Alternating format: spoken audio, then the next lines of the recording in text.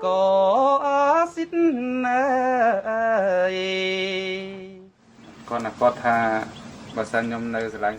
warned me indirectly. She said I would lose face if I continued the affair. My wife couldn't tolerate it, so she threw acid on me.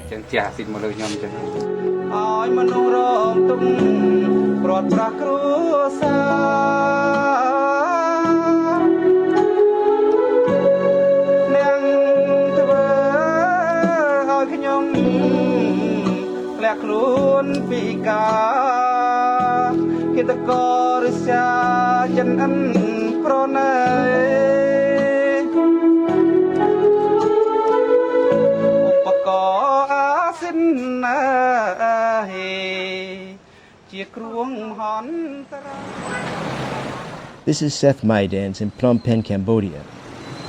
Historically, acid attacks are most common in places like Bangladesh, Pakistan, and Afghanistan, and the victims are usually women.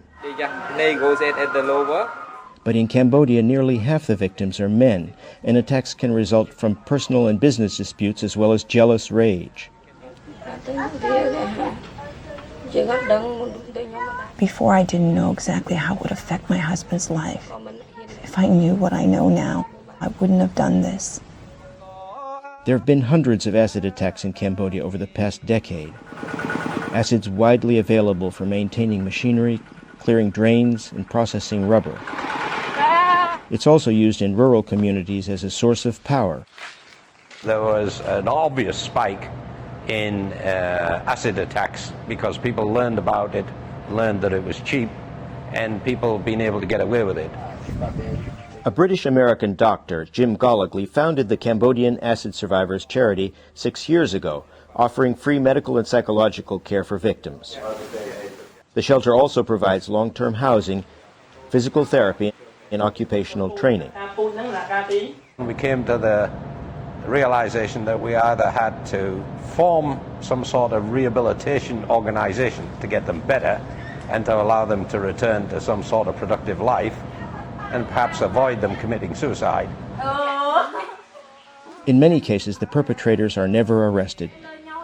In others, they pay police or the courts for their freedom or agree on a settlement with the victim.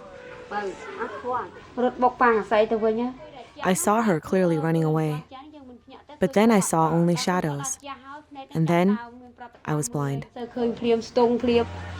Min Sok Run was attacked and blinded by her husband's former wife 15 years ago.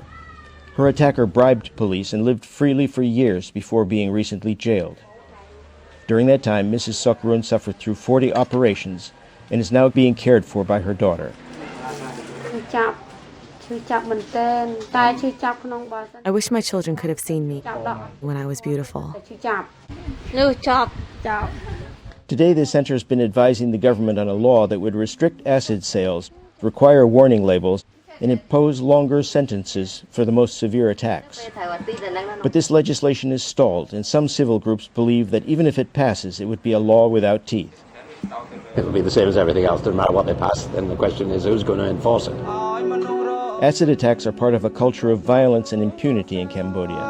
Advocates say that acid is the most devastating form of aggression, short of murder, transforming the victim into a figure of horror and an outcast. But some victims who believe in karma see this as fate.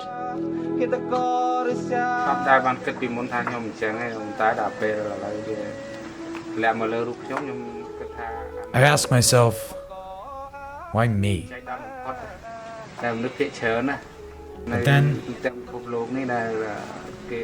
But then I think maybe I did terrible things in a past life. And that thought helps me accept this.